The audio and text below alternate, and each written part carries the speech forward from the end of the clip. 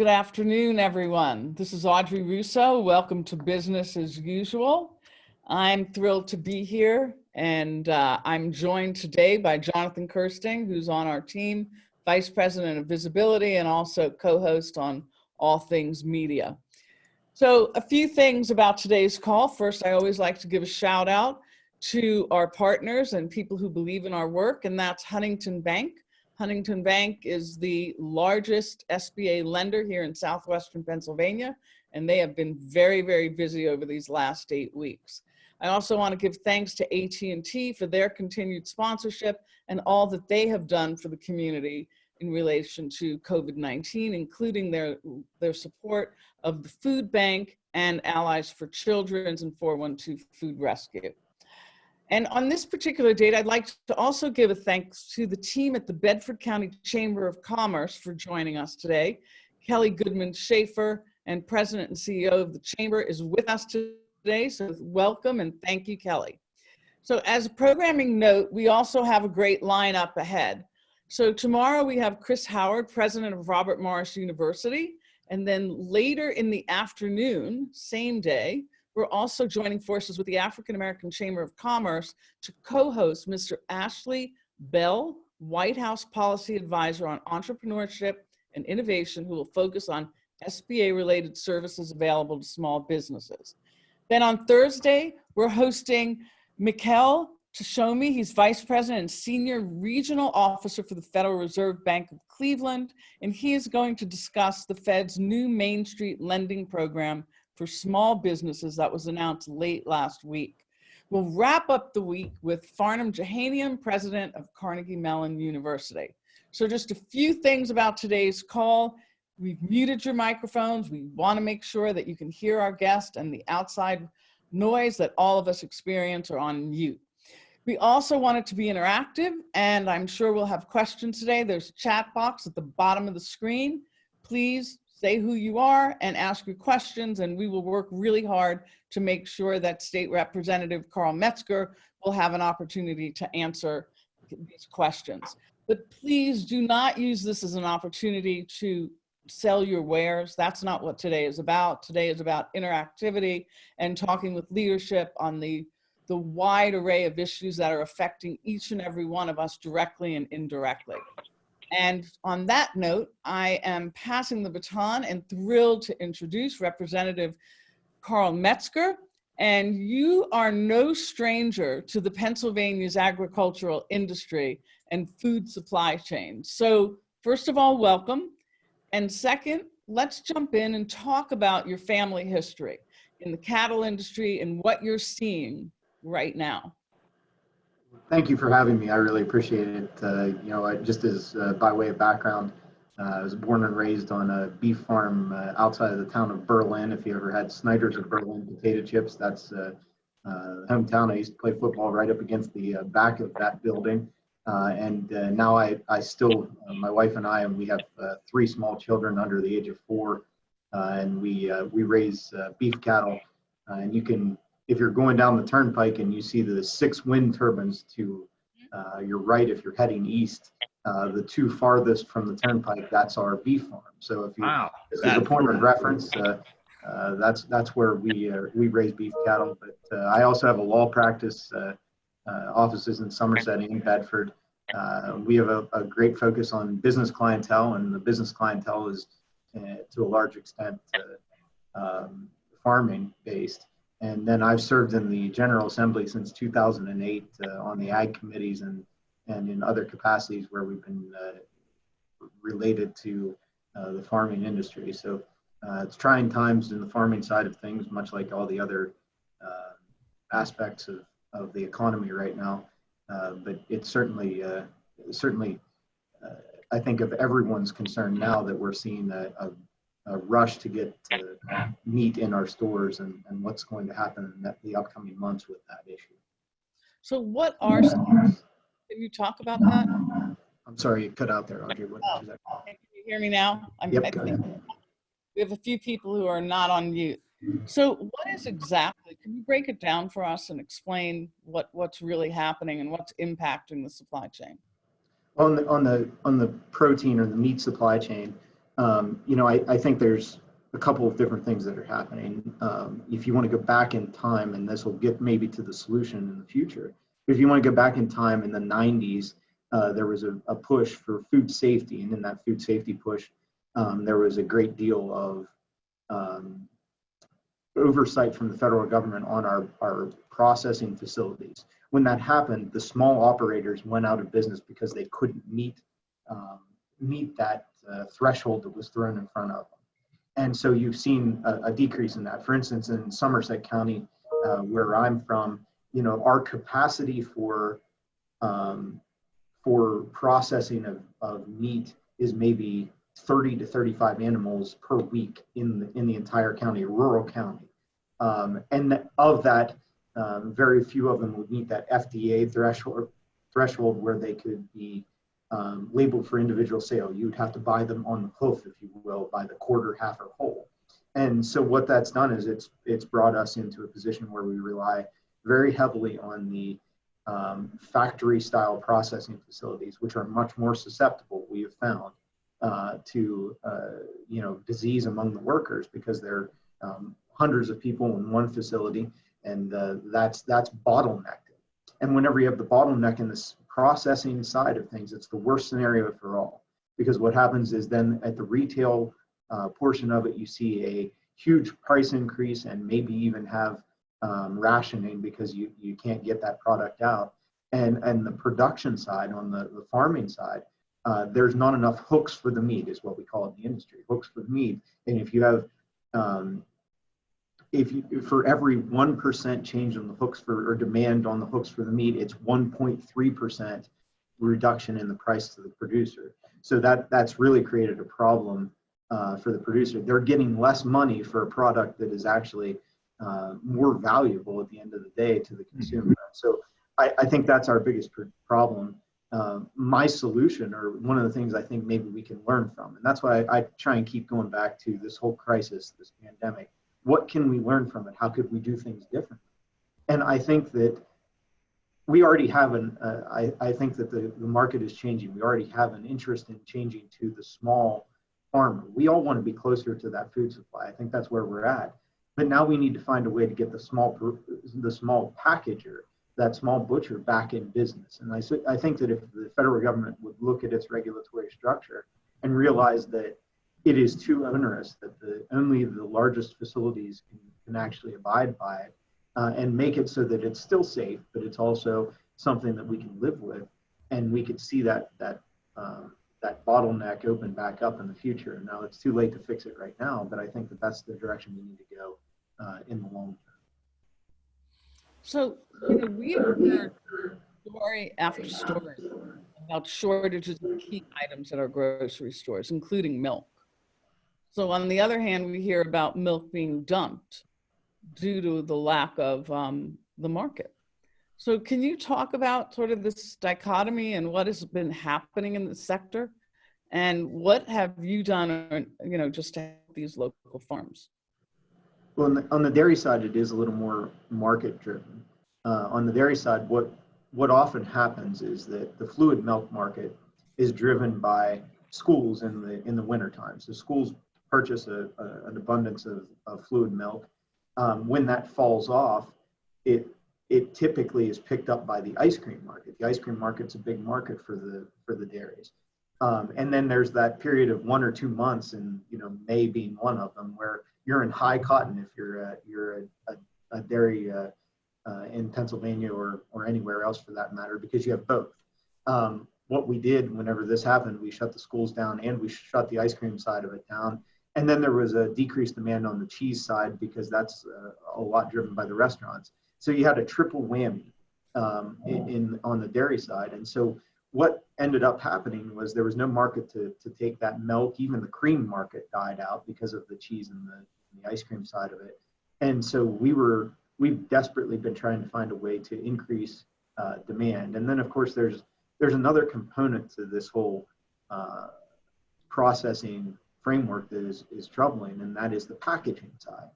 Our packaging is very specific. So for instance, on the beef side, a restaurant will buy a rib cut of meat, and then they cut that into prime ribs.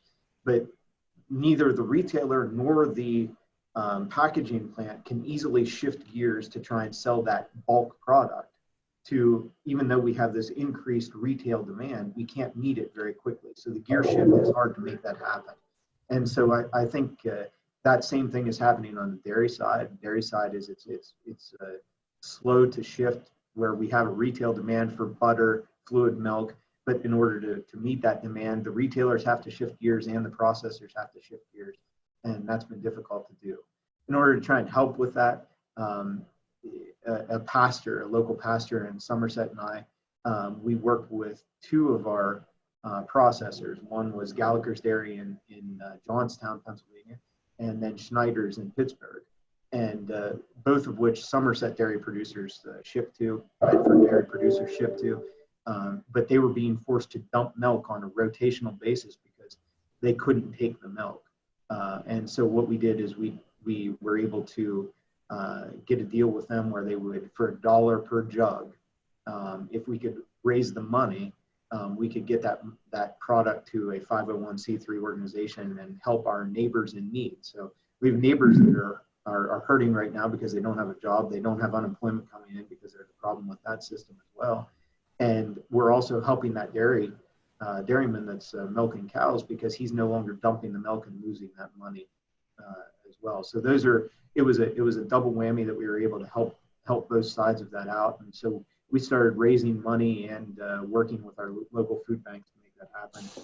Last week, 2 weeks prior, Schneider's Dairy had dumped 12 truckloads of milk. Last week, through the work of our group that we've been trying to do, we were down to 2 loads were dumped. So it made a tremendous difference, but we still have to keep pushing that issue. It's not government related in any way. It's just something that we've all been trying to spearhead and work because it helps both sides of it, so it's a win-win situation. Well, we had Pennsylvania head of the Restaurant and Lodging Association on a couple of weeks ago, and I didn't realize the impact of cheese and the fact that these restaurants have really closed down. I mean, we're seeing, we're all concerned throughout the country about whether many of these restaurants will ever come back. And in Pittsburgh, we have a lot of pride in terms of the growth of the restaurant scene, particularly over the last 5 to 6 years. So everyone's doing what they can to try to order out, but we know that their margins are very slim as well. In terms of our ecosystem here in a more urban area, you're seeing different things in your area. Can you talk about the impact of this, even at just overall in terms of Somerset and Bedford County? What's happening in terms of COVID? Sure, I think, it really is from a rural standpoint, I can probably speak to a lot of the rural aspects of the state, but, we're able to, I think there's a great deal of frustration where I live in that,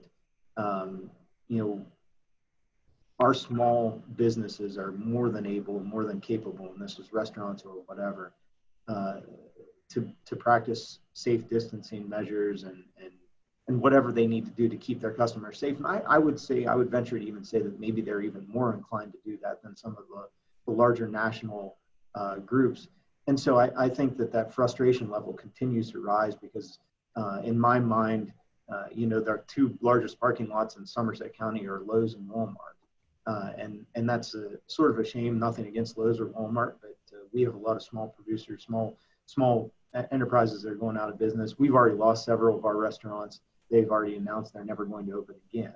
And we take great pride in them here in Somerset and Bedford counties as well. So that is, I think, the great frustration. And of course, our population density, it is much less than the urban settings, and I think we can do it safer probably than even in the cities. And so we're confused as to why we're in the boat that we're in right now. We'd like to be out of it. I've written a letter to the governor suggesting the same, saying that we're very much different than inner city Philadelphia. It's just the fact of the matter is that we can continue to operate our economy that way. I mean, we've got farmers that are driving down, not to go back to farming, in a cab of a tractor by themselves, and ostensibly they're forced to wear a mask, which makes no sense. I mean, the policies just don't add up for us. So, and we have some other supply chain issues that are really dangerous. We have one machine enterprise here in Somerset that makes the switching gear for the electric grid, and they've been shut down because the governor views that enterprise as just a machine shop. It doesn't view it as making that a central component for the electric grid. And we need them back up and running, or we're all going to be in trouble. The country's going to be in trouble for that matter. The only alternative is to buy a Chinese part, which I'm not sure I want my electric grid running off of. Mm-hmm. What built up a tourism trade, right? I mean, people come to Somerset and to Bedford for tourism. So I would imagine that's gone down to almost nothing. It certainly has. Of course, you're probably most familiar with Somerset and Bedford counties because of our springs, the Severn and the Bedford Springs, and we enjoy having those. They're great drivers for our economy. But we also have a lot of other things that are a little different to enjoy. Of course, our claim to fame, much to our chagrin, was the Flight 93 crash site, and we do have a tremendous tourist industry, but right now we're stymied by it. And I mean, Pittsburgh, though, my wife and I, we made a deal when we got married that we'd have a Pittsburgh night once a month, and so you're losing us too. So I guess exactly. We're all suffering together on that issue, but certainly we would like to see people back. We do know that there's been some urban flight to our area.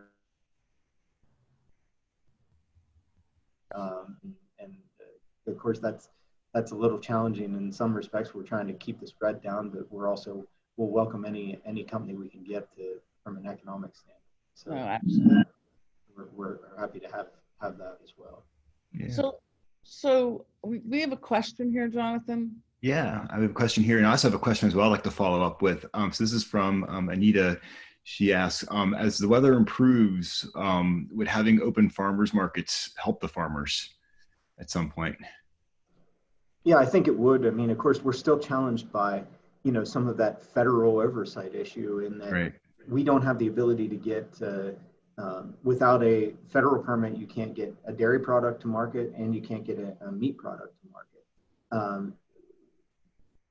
Just as an aside, it becomes all the more challenging. We talk about beef, but beef, there's a way that, beef has a less pounds per gain per day. That is easier to manage on the beef side because you can put them on a different ration diet, slow the growth down, hold that animal, and it cuts your profit margins, but you can still live with it. On the swine side, we have several large swine producers. The pound per gain on the swine side is much higher, and so that is much more timely, and so we're up against the wall regardless. We actually have to find a way to fix the system. Unfortunately, the farmers market is something that we need to start going down the path and making sure that we do that type of thing more in the future, but we can't that's not going to fix our problem right now. We have to get those large processing facilities up and running in some form, safe form, because if we don't, we are going to have a collapse. As much as the Tyson advertisement in the major newspapers, I think most people are aware of that, warning of this issue. Perhaps it was you're weighing this, but perhaps it was him trying to move the market and create a panic, but also it was a valid warning, and that if we don't get it up and running, the American food supply can't just do it with the small producers and the small farm markets. But I still support them wholly. I think that's really the direction we need to go in the future, but we've got to straighten this out in the short term. Could we talk a little bit about supply chains and technology? Last week, I did an interview with a company called SCA Technologies, and they do nothing but restaurant and food supply chain management. They're based out of Pittsburgh, and it just blew my mind. The complication from farm to fork is just amazing. Are there any sorts of technology platforms that you're trying to get more people to use to help simplify and better manage supply chains and being able to, because he said it's so complex and how fast things have changed. Is there a technology solution that you guys would like to really start engaging with more? Or? I mean, it sounds like you had the real experts on that, but I mean, one of the things that we've been trying to do is to, and I think our farmers have been doing a good job, is that we're trying to embrace that technology, and you can get that direct to farmer relationship, which allows you to go out there and say, look, I do want, I can split a half a beef with my neighbors. I would like to get that from you and put that order in, and select your cuts. And it's a lot of fun. I have a beef farm, and obviously I have my friends that and our customers that do it. But it's a lot of fun to sit there and say, hey, do we want the brisket, or do we not want the brisket, and then have that selected and cut the way that we want to do it. And it allows you to have a great deal more selection in what you're doing. You can come and visit the farm, see what they're doing and why you believe in what they're doing. But that's, I think one of the biggest steps is if we can get that relationship built up, we're not going to have this problem in the future. But the supply chain issues, I think the biggest challenge is trying to get them to quickly change, retrofit, or do whatever is necessary to process it in a way that it is not in that wholesale restaurant demand style, and move it more to a retail consumer demand style. And that will actually get us out of the slump as fast as anything. Yeah. So are there any websites that we can go to that there are links to Somerset farms, so people wanted to go and kind of buy directly from farmers? Is there a good portal for that? No, there's not at this point. And that's probably, again, one of the things that we're learning from this is, hey, we need to find a way to do that. And we have local farmers markets that are, I think, going to spearhead some of that. Okay. And they've done a great job. But I think that we can bring the consumer and the farmer together and have that relationship. I mean, I know locally we have people that come and visit the farms and see where their food comes from, and that seems to go a long way to having that good relationship. I mean, the whole concept of shrinking the supply chain down and keeping things as local as possible is just better on so many levels, from freshness of food to energy being used to produce it, and creating that sense of community as well. So there are people on the chat that are talking about a Facebook group that actually has some local farms that actually include Somerset County. That's true. There's some good people that have done that. I forgot about that. Thanks for reminding me. So if there are any other links or any other farms that you think we should be aware of, we will collate those links as well and put them out for our membership for them to know. If any way that we can be supportive, we will. Let's get some locally grown stuff. I like it. So we only have a few minutes left, but I want to talk about what's actually happening in Somerset and Bedford counties in terms of reopening, infection rates, et cetera. How are people doing there? What are the infection rates and, these reopening plans? You talked a little bit about that earlier. Yeah, I think, we're relatively low in both Somerset and Bedford counties. I think we're going to be challenged right now. I mean, I tried to tell some of the individuals in the administration that, this stay in place order can only be effective so long as the people allow it to happen. And I think you're already seeing those cracks starting to form. I know in Blair County today, there's a gym, a hairdresser. All of those are starting to open up in I guess, disgust from the situation. And look, I do think there's a little bit of disconnect between the administration and the people. I think that the governor's had he's been blessed with a very good life, but those of us who have had to struggle in life maybe understand that, the ability to make a living is a life issue, and it's something that we have to have. And I think that that's where we're at this point, is that people's survival is at stake. We haven't had the unemployment for self-employed in particular has not come through. Regular unemployment has not come through, and people are angry. They're very angry here.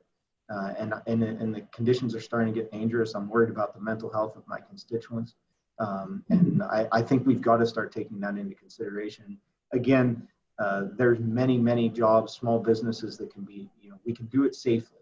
And if you're healthy, you need to be able to go to work I think that that's where we're at with it, is that something has to break here soon, or the situation will become dangerous. Can you, I just heard you say this a couple of times now, unemployment is not come through? Mhm. Correct. Yeah, I mean, my office, we literally sit on the phone all day trying to get through to the Department of Labor for our constituents that haven't received their unemployment that applied back in March. And so they sit here. So, I think take this down the line as first, hey, we need to shut this, everything down so that the hospitals can get their feet under them. And we all sort of said, okay, let's do that. That makes sense. And then, a friend of mine from Somerset County actually runs one of the ERs in the Pittsburgh region. And he said, Carl said, I'm so bored. He said, we're sitting around, we have a third of the patients that we normally have during this crisis. So that never happened. But then we came back and said, okay, Governor, can we get that unemployment that you promised us?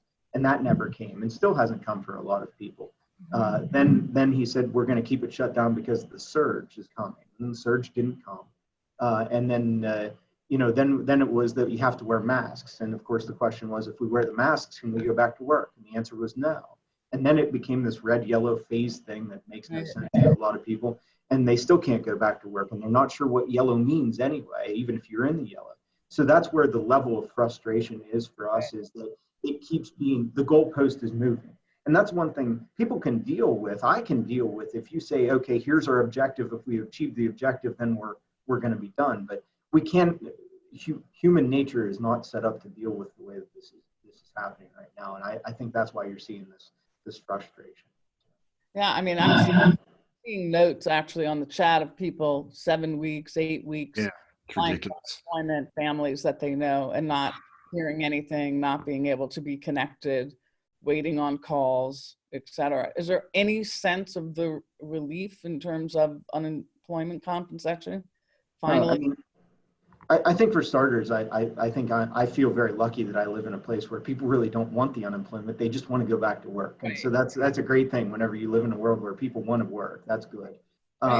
Secondly, I think that, you have an unemployment compensation system that was supposed to be, I think, redone 2 years ago. It didn't get done. We found that in a contract to do that. It didn't get done for whatever reason. The administration didn't do that, but the administration, rather than spending its time on trying to fix the unemployment, created that snitch portal that we all know about now, where you're supposed to turn in your fellow employee or fellow workers or other competitors that are in business and operating you think you shouldn't. That system works great, but the unemployment system that people actually need because they haven't had any income for 2 months, that's not working. And so that's where people are really, really frustrated.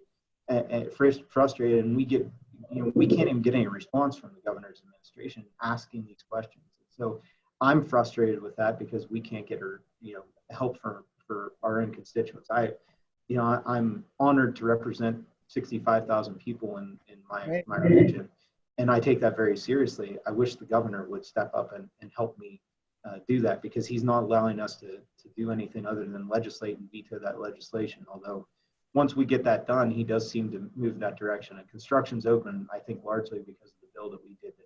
Right. So we're wrapping up, and here we are representing the technology community, which we like to think of as the next iteration. Doesn't mean that we care deeply about the farmers, right? We care deeply about the supply chain, and that's why we're thrilled to have you on this call. What can we do? What do you want us to do? Well, I mean, I think Jonathan hit on one aspect of it, is that if the technology to create the relationships between the consumer and the farmer, I think is crucial moving forward. Okay. And I think that the technology to help some of our processors meet the demands of the federal government, and hoping to have the federal government maybe become a little more reasonable. But I think that there is a way that those processors can meet those demands with cheap new technology. And I don't mean cheap in a bad way, I mean inexpensive, in that, the great part about a microprocessor becomes better and cheaper every day, right? That's the advantage. So if we can harness that technology to try and make that happen, I think we can fix this if we don't forget too quickly that it happened. I'm hoping that it is quick and we can get out of this with the unscathed. But I think there's a lesson to be learned here, and we better hold on to it.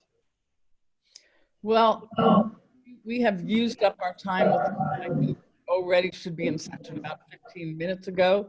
So I really want to extend appreciation on behalf of everyone that was on the call. Thank you, Representative, for the work that you're doing. It matters to all of us. Appreciate your spirit, and know if there's anything that we can do to be helpful to you, please count on that. The links will be posted for the Facebook group. And if anyone else has other links in terms of some of these providers, we will share them as well. And if there's anything that comes up in the future, please don't hesitate. We want you to be successful. So thank you all for joining today. Tomorrow we are back at the same time. Don't miss it. We have a packed week, and keep up the great work. So thank you everyone. This is Audrey Russo. I'm here with Jonathan Kirsting from the Pittsburgh Technology Council, and we care about the changes in this new world.